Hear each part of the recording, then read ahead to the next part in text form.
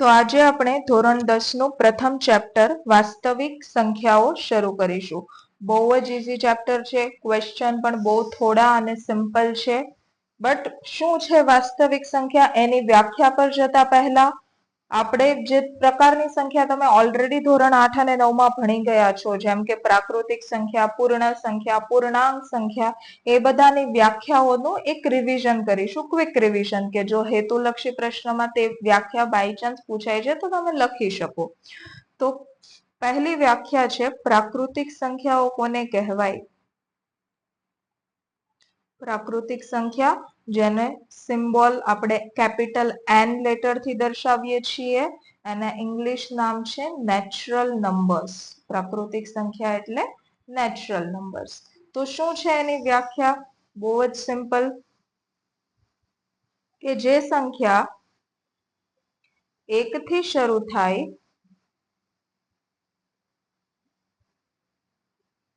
અને અનંત સુધી જાય. જે સંખ્યા 1 થી શરૂ થાય અને અનંત સુધી જાય તેને આપણે કહીએ છીએ પ્રાકૃતિક સંખ્યાઓ. તો હવે જો મારે બધી જ પ્રાકૃતિક સંખ્યાઓનો એક સમૂહ બનાવીને લખું છું, કે એનો જો મારે સમૂહ લખવો હોય, જેને આપણે મેથેમેટિકલ ભાષામાં કહેવાય ગણ, તો તેનો ગણ હું કઈ રીતે લખી શકું? તો બહુ જ સિમ્પલ છે. n તેનો સિમ્બોલ છે, મૂકી દો બેક કર્લી બ્રેકેટ, એની અંદર જે પણ સંખ્યા છે તે લખી નાખો. કે 1 થી શરૂ થાય છે તો 1 પહેલા આવશે, પછી 2, 3, 4, ક્યાં સુધી જશે? અનંત સુધી. તો ... તો હું કહી શકું કે મારી, હવે એ રીતે ક્વેશ્ચન આવે કે નાનામાં નાની પ્રાકૃતિક સંખ્યા કઈ છે? તો જવાબ આવશે 1, કે મિનિમમ નાનામાં નાની પ્રાકૃતિક સંખ્યા છે 1. સૌથી મોટી પ્રાકૃતિક સંખ્યા કઈ છે? તો કે તેનું અસ્તિત્વ નથી, કારણ કે આપણે કીધું તે અનંત સુધી જાય. અનંત સુધી ક્યાં સુધી? કોઈ એક ફિક્સ નંબર આપણે કીધો છે? ના. તો ફિક્સ નંબર નથી તો હું જવાબમાં કઈ રીતે લખી શકું કે આ સૌથી મોટામાં મોટી? તો આપણે ના લખી શકીએ. તો જવાબ સિમ્પલ, સૌથી મોટામાં મોટી પ્રાકૃતિક સંખ્યા અસ્તિત્વ ધરાવતી નથી, અને નાનામાં નાની પ્રાકૃતિક સંખ્યા છે 1. ત્યાર પછી પૂર્ણ સંખ્યા કોને કહેવાય? પૂર્ણ સંખ્યાઓ જેને દર્શાવાય છે W થી. પૂર્ણ સંખ્યાઓ જેનું ઇંગ્લિશ નામ છે હોલ નંબર્સ. હોલ નંબર્સ એટલે પૂર્ણ સંખ્યાઓ. તો બહુ જ સિમ્પલ, કે પ્રાકૃતિક સંખ્યા તમે લીધી હતી 1 થી શરૂ થાય, અનંત સુધી જાય. આ બધી જ પ્રાકૃતિક સંખ્યાઓ, એમાં ખાલી એક્સ્ટ્રા એક 0 આપણે એડ કરી દઈએ છીએ, તો તેને કહેવાય છે પૂર્ણ સંખ્યાઓ. તો હું એમ લખી શકું કે જે સંખ્યા 0 થી શરૂ થાય અને અનંત સુધી જાય તેને કહેવાય પ્રાકૃતિક સંખ્યાઓ. અહીંયા હું જો શોર્ટમાં લખું તો હું લખી દઉં 0 પ્લસ આપણી બધી જ પ્રાકૃતિક સંખ્યાઓ. આ જે સમૂહ છે તેને કહેવાય છે પૂર્ણ સંખ્યાઓ. હવે જે મેં અહીંયા ઉપર એનો સમૂહ લખ્યો હતો તે રીતે જો મારે અહીંયા લખવું છે તો હું કઈ રીતે લખી શકું? આપણે કીધું એને દર્શાવીશું W થી. નાનામાં નાની પ્રાકૃતિક સંખ્યા કઈ થશે? 0, પછી 1, 2, 3, ક્યાં સુધી જશે? અનંત સુધી. તો અહીંયા પણ સેમ, જો એ ટાઈપનો ક્વેશ્ચન આવે કે સૌથી નાનામાં નાની પૂર્ણ સંખ્યા, તો તમારો આન્સર હશે 0. અને સૌથી મોટામાં મોટી પૂર્ણ સંખ્યા અસ્તિત્વ ધરાવતી નથી, કારણ કે તે અનંત સુધી જાય છે. હવે હું એમ પૂછું, તો પ્રાકૃતિક પૂર્ણ સંખ્યા ક્લિયર. નેક્સ્ટ ડેફિનેશન છે પૂર્ણાંક સંખ્યાઓ કોને કહેવાય? પૂર્ણાંક સંખ્યાઓ. તો શું છે તેની વ્યાખ્યા? પૂર્ણાંક સંખ્યાઓને આપણે દર્શાવીએ છીએ Z થી. Z, અથવા તો તેને કહેવાય ઇન્ટીજર્સ, તેનું ઇંગ્લિશ નામ Z. તો ઇન્ટીજર્સ ના લીધે અમુક બુકમાં તેને I પણ લખેલું છે. Z અથવા તો I બંને સિમ્બોલ ઇન્ટીજર્સ માટે આપણે યુઝ કરીએ છીએ. તો પૂર્ણાંક સંખ્યાઓ કોને કહેવાય? તમારી બધી જ ધન પ્રાકૃતિક સંખ્યા, તેની વિરોધી સંખ્યા. વિરોધી સંખ્યા એટલે શું? હવે જોઈ લો, અહીંયા મારી સંખ્યા છે માની લો 3, તો તેની વિરોધી સંખ્યા થશે -3. મતલબ કે તમે જે ધન સંખ્યા લો છો એની જ બધાને નેગેટિવ સાઈન આપીને એની ઋણ સંખ્યા લઈએ તો ધન સંખ્યા આવી ગઈ, ઋણ સંખ્યા આવી ગઈ, વધ્યું શું? 0. તો 0 ને પણ એડ કરી દો. એ બધાને સાથે મળીને કહેવાય પૂર્ણાંક સંખ્યાઓ. તો હું લખી શકું એની વ્યાખ્યા કે પૂર્ણાંક સંખ્યાઓ કોને કહેવાય? બધી જ પ્રાકૃતિક સંખ્યાઓ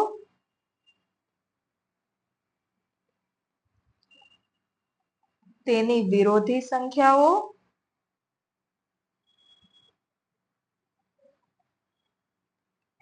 બધી જ પ્રાકૃતિક સંખ્યાઓ તેની વિરોધી સંખ્યાઓ અને 0 ના સમૂહને કહેવાય છે પૂર્ણાંક સંખ્યાઓ.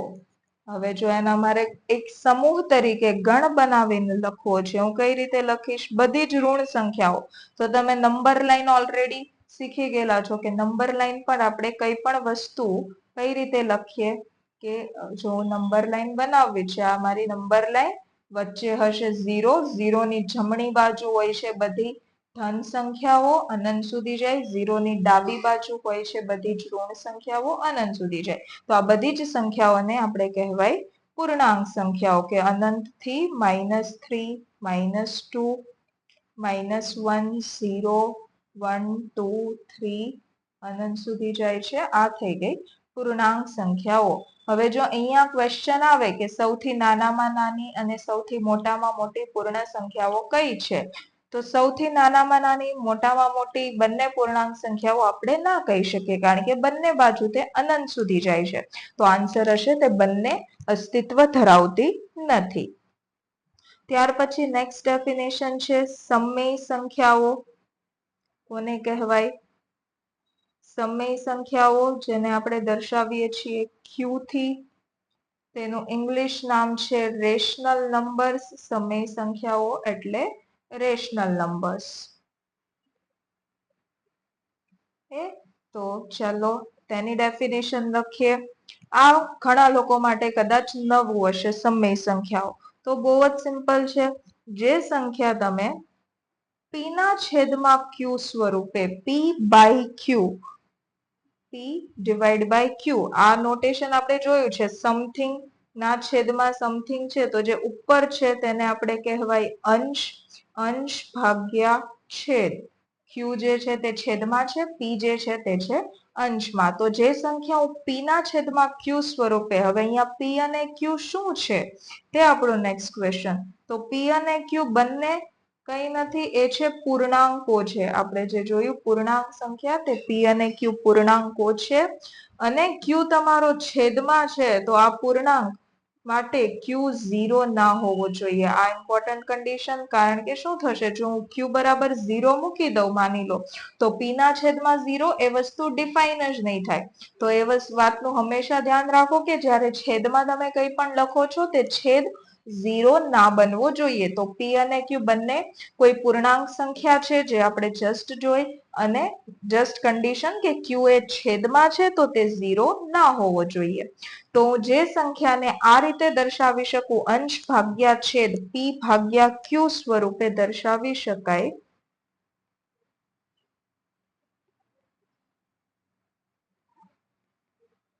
તેને કહેવાય સમય સંખ્યાઓ. જો હું એક્ઝામ્પલ લખીશ એનો,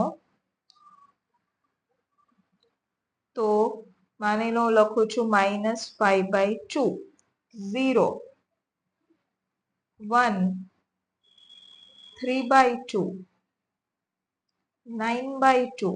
આ બધી સમય સંખ્યાઓ છે. તો અહીંયા ઘણા લોકોને ક્વેશ્ચન આવશે કે આપણે -5/2 પછી 3/2, 9/2 એ બધી પી ના છેદમાં ક્યુ, કે અહીંયા અંશમાં 5 છે, છેદમાં 2 છે, અંશમાં 3 છે, છેદમાં 2 છે, તે બધી સમય સંખ્યા છે વેલિડ.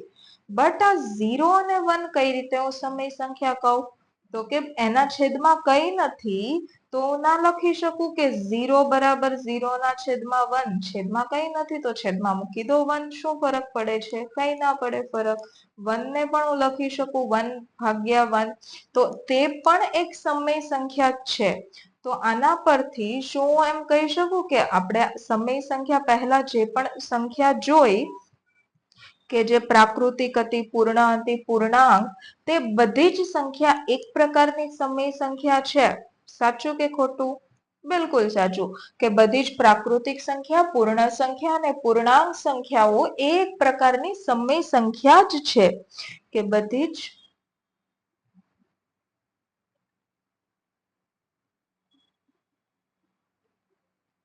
પ્રાકૃતિક સંખ્યાઓ, પૂર્ણ સંખ્યાઓ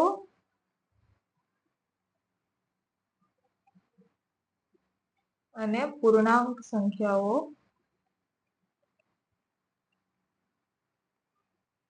એ સમય સંખ્યા જ છે. આનાથી જો ઉલટું પૂછું કે બધી જ સમય સંખ્યાઓ પ્રાકૃતિક સંખ્યા છે, આન્સર ઇઝ નોટ ઓલવેઝ. હંમેશા નથી, હોઈ શકે. જો મેં સમય સંખ્યા 1 આપી તો તે પ્રાકૃતિક થશે, પણ હું 3/2 ને પણ સમય સંખ્યા કહી શકું. તો 3/2 સમય છે બટ એ પ્રાકૃતિક નથી. તો એનાથી ઉલટું હોઈ શકે પણ હંમેશા તે સાચું નથી. તો તમે આ રીતે જનરલ કરીને ના લખી શકો. જ્યારે આ વસ્તુ જનરલ છે કે બધી જ પ્રાકૃતિક, પૂર્ણ, પૂર્ણાંક સંખ્યા સમય સંખ્યા થશે જ થશે. ઓકે, તો આઈ હોપ સમય સંખ્યા ક્લિયર. તો ત્યાર પછી આપણે જોઈએ નેક્સ્ટ, અસમય સંખ્યા કોને કહેવાય?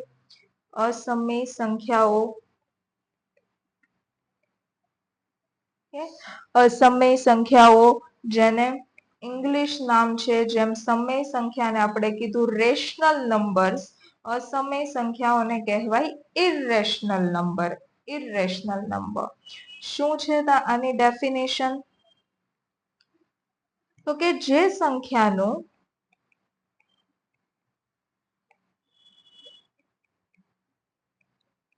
વર્ગમૂળ કે ઘનમૂળ કે પછી એના પછીનું પણ કોઈ મૂળ કે ચતુર્થ મૂળ, તમે જોવો છો પંચમૂળ, તે કોઈ પણ ના મળી શકે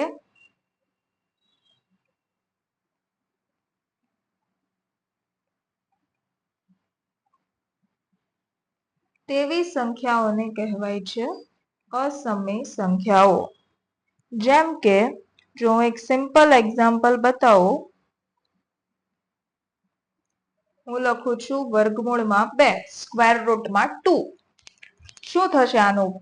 આનું વર્ગમૂળ તમે જો કેલ્ક્યુલેટર થી નીકાળો, નીકળશે નો ડાઉટ. બટ આનું વર્ગમૂળ મને કોઈ એક પ્રાકૃતિક સંખ્યા મળશે, એક ફિક્સ નંબર ના મળે કે તમે ના કાઢી શકો. અહીંયા જો મેં ક્વેશ્ચન પૂછ્યો હોય વર્ગમૂળમાં 9, તો વર્ગમૂળમાં 9 બરાબર થશે 3, કે 9 એટલે આપણે લખીએ 3 square, square square root cancel થઈ ગયું અને મને આન્સર મળ્યો 3. તો વર્ગમૂળમાં 9 બરાબર હું લખી શકું છું 3. તેવી રીતે હું વર્ગમૂળમાં 2 બરાબર કંઈ પણ લખી શકું? તો કે ના લખી શકું. તો વર્ગમૂળમાં 2 એ તમારી અસમય સંખ્યા છે. સેમ રીતે જો હું વર્ગમૂળમાં 3 પૂછું, અસમય. હવે વર્ગમૂળમાં 4 જો હું લખીશ, તેનું વર્ગમૂળ મળશે 2, તો એ અસમય ના કહેવાય, તેને કહેવાય સમય સંખ્યા. તો આ બંને જે છે તે થઈ ગઈ તમારી સમય સંખ્યાઓ.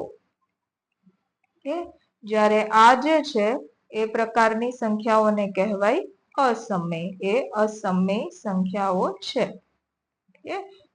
આ ફિક્સ નથી, અનંત સુધી તમે લખી શકો કે વર્ગમૂળમાં 3, પછી વર્ગમૂળમાં 5, આ પ્રકારની બધી જ સંખ્યાઓ કહેવાય અસમય સંખ્યાઓ. જ્યારે આ જે છે તે છે સમય સંખ્યા. વર્ગમૂળ ત્યાં ઘનમૂળ પણ હોય કે તમે એને સિમ્પલ એક પ્રાકૃતિક સંખ્યા તરીકે નથી લખી શકતા, તો તે થઈ ગઈ બધી અસમય સંખ્યાઓ. હવે એક ઇમ્પોર્ટન્ટ કન્ક્લુઝન આના પરથી, અત્યાર સુધી તમે પાઈ નો ઘણો બધો ઉપયોગ કર્યો છે. કોઈ પણ જીઓમેટ્રીના ક્વેશ્ચનમાં, વર્ગમૂળ શોધવાના ક્વેશ્ચનમાં પાઈ. શું આપણે પાઈની વેલ્યુ લેતા? તો કે અમુક ક્વેશ્ચનમાં તમે પાઈની વેલ્યુ લેતા 22/7, અમુક ક્વેશ્ચનમાં 3.14 પણ લેતા વેલ્યુ, બરાબર? તો હવે હું આના પરથી જો પૂછું કે પાઈ તે સમય સંખ્યા છે કે અસમય સંખ્યા છે, શું હશે તમારો જવાબ? કે પાઈને હું લખી તો શકું છું 22/7, મતલબ હું પી ના છેદમાં ક્યુ સ્વરૂપે તો લખી શકું છું, તો હોવી તો જોઈએ આ સમય સંખ્યાઓ. બટ એકચ્યુઅલી પાઈ જે છે તે છે એક પ્રકારની અસમય સંખ્યા, સમય સંખ્યા નથી. એ અસમય સંખ્યા છે. શું કામ આવું? કે આપણે પાઈને 22/7 લખો છો, નો ડાઉટ, પણ તે જે 22/7 આપણે લખ્યું તે તેની એક અપ્રોક્સિમેટ, અંદાજિત વેલ્યુ છે, એક્ઝેક્ટ વેલ્યુ નથી.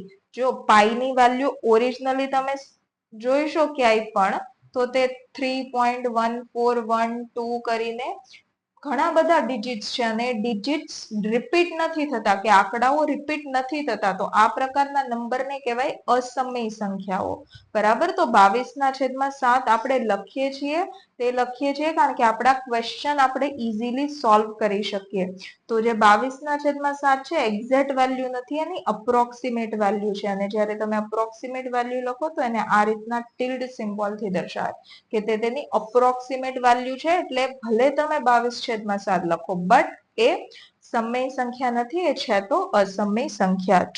બરાબર, હવે ઇમ્પોર્ટન્ટ ટર્મ છે અવિભાજ્ય સંખ્યાઓ અને વિભાજ્ય સંખ્યાઓ કોને કહેવાય. તો પહેલા આપણે જોઈએ અવિભાજ્ય સંખ્યાઓ.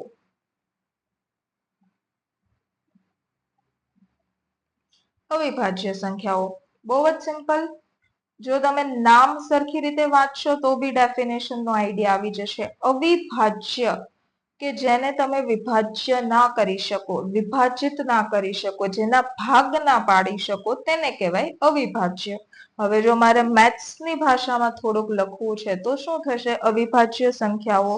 તો કે જે સંખ્યાના અવયવો એક અને તે સંખ્યા પોતે જ હોય, જે સંખ્યાના અવયવો એક અને તે સંખ્યા પોતે જ હોય તેને અવિભાજ્ય સંખ્યાઓ કહેવાય છે. તો હવે ક્વેશ્ચન આવશે કે શું છે અવયવો? તો અવયવો તમે ઓલરેડી જોયું છે. અવયવો મતલબ સિમ્પલ, કોઈ સંખ્યા છે, માની લો હું એક ક્વેશ્ચન લઉં કે આપણી સંખ્યા છે 12, તો કઈ કઈ સંખ્યાઓ આ સંખ્યાને ભાગી શકે છે તે બધાને કહેવાય તેના અવયવો. તો ફર્સ્ટલી એક એ કોઈ પણ સંખ્યાનો અવયવ છે હંમેશા, કારણ કે કોઈ પણ સંખ્યાને તમે જો એકથી ભાગશો તો તમને તે સંખ્યા જ મળશે. તો એ ઓલવેઝ ટ્રુ છે કે કોઈ પણ સંખ્યાને એક વડે તો ભાગી જ શકાય. તો એક એ બધી જ સંખ્યાનો અવયવ થશે જ થશે. એક સિવાય બીજી કોઈ સંખ્યા છે કે જે 12 ને ભાગી શકે? તો 2, બિલકુલ 2 છંક 12 થાય. 3 પણ ભાગી શકે, 3 ચોક 12. 4 પણ ભાગી શકે, 4 ગુણ્યા 3 12. ત્યાર પછી 6 અને લાસ્ટમાં 12. કોઈ પણ સંખ્યાને તે સંખ્યા પણ ભાગી શકે. બરાબર, તો હવે શું કહે છે આ કે કોઈ પણ સંખ્યા હોય તેના અવયવો લખો. હવે તે અવયવો 1 અને તે સંખ્યા પોતે, ખાલી એ સંખ્યાને 2 જ અવયવો છે તો તેને કહેવાય અવિભાજ્ય સંખ્યાઓ. અહીંયા આપણે જે એક્ઝામ્પલ જોયું, આપણી સંખ્યા હતી 12, તેના અવયવો 1 અને તે સંખ્યા પોતે એટલે 12, તે 2 તો છે જ, એની સિવાય આ બીજા 4 અવયવો પણ મળ્યા ને, 2 3 4 6. તો શું હું 12 ને અવિભાજ્ય સંખ્યા કહી શકું? ના કહી શકું, કારણ કે ડેફિનેશન જે વ્યાખ્યા છે તે જ તે અહીંયા નથી ચાલતી કે વ્યાખ્યા પ્રમાણે અવયવો એક અને તે સંખ્યા પોતે જ હોવી જોઈએ, પણ મને તે બંને સિવાય બીજા 4 અવયવો પણ મળ્યા, 2 3 4 6. તો 12 જે છે તે અવિભાજ્ય સંખ્યા નથી, આને આપણે કહીશું વિભાજ્ય સંખ્યા. જે આના પછી હું ડેફિનેશન લખીશ, વ્યાખ્યા લખીશ. તો અવિભાજ્ય સંખ્યાનું જો ઉદાહરણ કહું તો માની લો મેં લખ્યું નંબર લેટ્સ સે 2. શું અવયવો હશે 2 ના? ખાલી 1 અને તે સંખ્યા પોતે 2 જ. તો અવિભાજ્ય છે? બિલકુલ છે, કારણ કે 1 અને તે સંખ્યા પોતે 2 જ અવયવો છે. સેમ રીતે જો હું 3 લખું અવિભાજ્ય, 4 લખું અવિભાજ્ય કે નથી અવિભાજ્ય? નહીં થાય, કારણ કે જ્યારે તમે 4 લખો છો એના અવયવો થશે 1, 2 પણ 4 થી 2 પણ 4 ને ભાગે, 3 ના ચાલે અને 4. તો 1 અને તે સંખ્યા પોતે એટલે 4 સિવાય તમને 2 પણ મળ્યો, તો તે અવિભાજ્ય સંખ્યા નથી. બરાબર, તો આ થઈ તમારી અવિભાજ્ય સંખ્યાઓ 2 3. પછી હું લખી શકું 5 7 11 13. આ રીતે જ કન્ટિન્યુ થશે. સિમ્પલ, કોઈ પણ સંખ્યા પૂછી અવિભાજ્ય વિભાજ્ય એના અવયવો લખો કે કઈ કઈ સંખ્યા તે સંખ્યાને ભાગી શકશે. તો તે અવયવોમાં જો એક અને તે સંખ્યા સિવાય બીજો કોઈ એક અવયવ પણ આવતો હોય તો તે અવિભાજ્ય નથી, ખાલી તે 2 જ અવયવો આવતા હોય તો તે અવિભાજ્ય છે.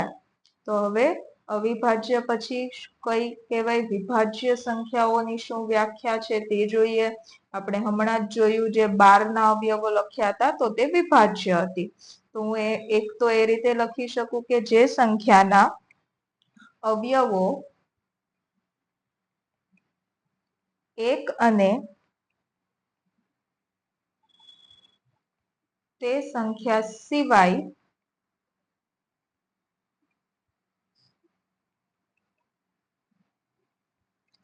બીજી કોઈ પણ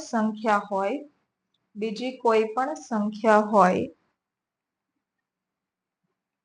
તેને વિભાજ્ય સંખ્યાઓ કહેવાય છે કે એક તે સંખ્યા પોતે અને એની સિવાય બીજી કોઈ પણ સંખ્યા છે તો તે બધાને કહેવાય વિભાજ્ય સંખ્યા. ઓર બીજે એક રીતે પણ હું એમ પણ લખી શકું કે જો કોઈ પ્રાકૃતિક સંખ્યા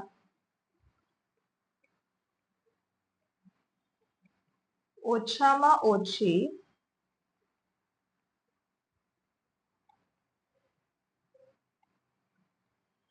બે અવિભાજ્ય સંખ્યાનો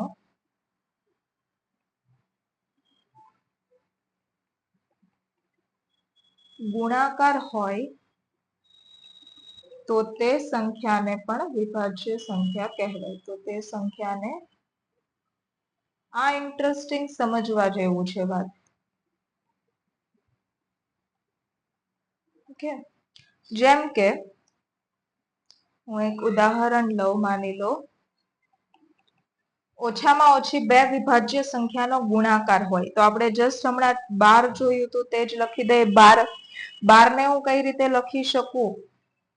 પ્રાકૃતિક સંખ્યા ઓછામાં ઓછી બે સંખ્યાનો ગુણાકાર હોય. બે અવિભાજ્ય સંખ્યા, અવિભાજ્ય શબ્દ ઇમ્પોર્ટન્ટ છે. બે અવિભાજ્ય સંખ્યાનો જો તે ગુણાકાર હોય તો તેને આપણે કહી શકીએ ઓછામાં ઓછી. 2 થી વધારે હોઈ શકે, નો ડાઉટ, બટ ઓછામાં ઓછી બે અવિભાજ્ય સંખ્યાનો ગુણાકાર હોવો જોઈએ તો તેને કહેવાય છે વિભાજ્ય સંખ્યા. હવે 12 ને આપણે કઈ રીતે લખી શકો છો તમે? 4 ગુણ્યા 3 પહેલું માઇન્ડમાં આવશે તો હું આ કહી શકું. મેં શું કન્ડિશન લખી છે કે બે અવિભાજ્ય સંખ્યા, 3 અવિભાજ્ય છે નો ડાઉટ, 4 અવિભાજ્ય છે નથી. તો 4 ને મારે જો અવિભાજ્ય સંખ્યાના સ્વરૂપે લખવું હોય કઈ રીતે લખી શકું? 2 ગુણ્યા 2, 2 ગુણ્યા 2 4, ગુણ્યા 1 બીજું કરી દીધું 3. તો 12 જે છે હવે 2 2 3 ત્રણેય અવિભાજ્ય સંખ્યા. 12 ને આપણે 3 અવિભાજ્ય સંખ્યાના ગુણાકાર તરીકે લખ્યો તો હું 12 ને કહી શકું છું વિભાજ્ય સંખ્યા. તો તે છે આ સેકન્ડ પોઈન્ટ. ફર્સ્ટ પોઈન્ટ પ્રમાણે શું? જે સંખ્યાના અવયવો એક અને તે સંખ્યા સિવાય બીજી કોઈ પણ સંખ્યા હોય તો આપણે જસ્ટ જોયું હતું 12 ના અવયવો છે 1 2 3 4 6 અને 12 પોતે પણ. તો આ બધા એના અવયવો છે. તો 1 અને 12 સિવાય બીજા 4 અવયવો મળ્યા તો તે થઈ ગઈ વિભાજ્ય સંખ્યા. તે જ રીતે જો હું પૂછું કોઈ સંખ્યા લેટ્સ સે 6 વિભાજ્ય છે કે અવિભાજ્ય? તો ફર્સ્ટ લખી દઈએ એના અવયવો. 6 ના અવયવો થશે 1 2 3 6. 1 અને 6 સિવાય કેટલા છે? બીજા 4 અવયવો છે. આ જે હું અહીંયા લખું છું બ્લુ કલર થી તે છે આપણે અવયવો લખીએ છીએ, બરાબર? તો આ પણ વિભાજ્ય સંખ્યા છે. અને જો મારે એને બે અવિભાજ્ય સંખ્યાના ગુણાકાર તરીકે લખવી છે કઈ રીતે લખી શકું? 2 ગુણ્યા 3 6.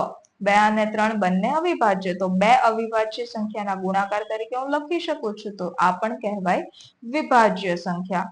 તો હું એક બીજું કન્ક્લુઝન આના પરથી એ લખી શકું કે વિભાજ્ય સંખ્યાને ઓછામાં ઓછા કેટલા અવયવ હશે કોઈ પણ વિભાજ્ય સંખ્યાને? તો કે અવિભાજ્યમાં આપણે જોયું કે એના બે જ અવયવ હશે, એક તો 1 અને એક સંખ્યા પોતે. હવે જો બે જ અવયવ છે બંને અવયવ તો તે અવિભાજ્ય બની ગઈ. તો વિભાજ્ય બનવા માટે બે સિવાય મિનિમમ એક બીજો અવયવ તો હોવો જ જોઈએ કે નહીં? તો હું એમ કહી શકું કે વિભાજ્ય સંખ્યાને, કોઈ પણ વિભાજ્ય સંખ્યાને ઓછામાં ઓછા કેટલા અવયવ હશે? 3. ઓછામાં ઓછા 3 અવયવો તો હોવા જ જોઈએ, ત્યારે જ તે વિભાજ્ય બનશે. ઓછામાં ઓછા 3 એટલે મિનિમમ 3. 3 થી વધારે હોય તો ચાલે, 4 5 6 નો ડાઉટ, બટ મિનિમમ 3 તો હોવા જ જોઈએ. તો આ થઈ ગઈ વિભાજ્ય. હવે એક વસ્તુ જો તમે ઓબ્ઝર્વ કરી હોય, મેં વિભાજ્ય સંખ્યા 12 છે એ બધી લખી, 2 3 5 7 એ બધી અવિભાજ્ય છે. આપણે એકને ક્યાં ઇન્ક્લુડ નથી કર્યો, તો એક કઈ સંખ્યા છે? જો નંબર હું લખું છું 1, એ વિભાજ્યમાં ગણીશું કે અવિભાજ્યમાં ગણીશું? આ ઇમ્પોર્ટન્ટ કન્ક્લુઝન છે. તો કે એક જે છે તે વિભાજ્ય કે અવિભાજ્ય એક પણ નથી. એકને તમે બે માંથી એક પણ માં નહીં ગણો, તો એક એ વિભાજ્ય કે અવિભાજ્ય સંખ્યા નથી.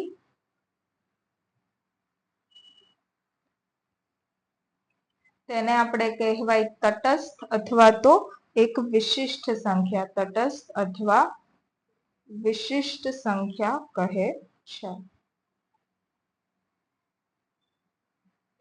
બરાબર. તો આ થઈ ગઈ વિભાજ્ય સંખ્યાની વ્યાખ્યા.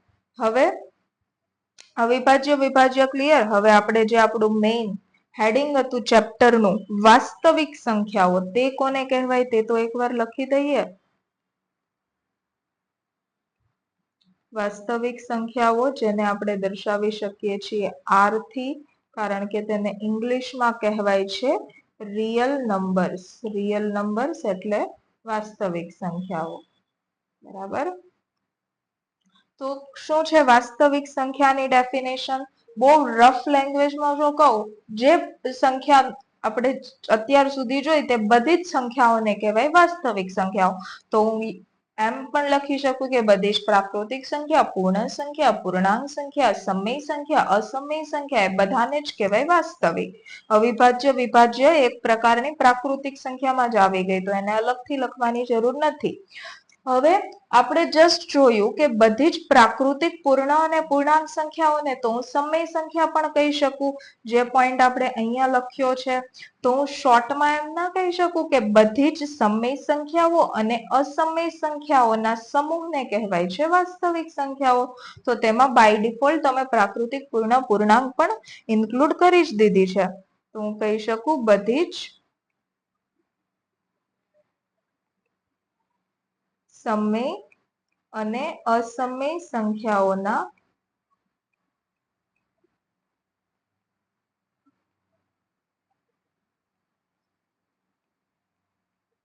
સમૂહને વાસ્તવિક સંખ્યાઓ કહેવાય છે. કે બધી જ સમય સંખ્યા, જે અસમય સંખ્યા જોઈ તે પણ, તે બધી આવી ગઈ વાસ્તવિક સંખ્યાઓમાં.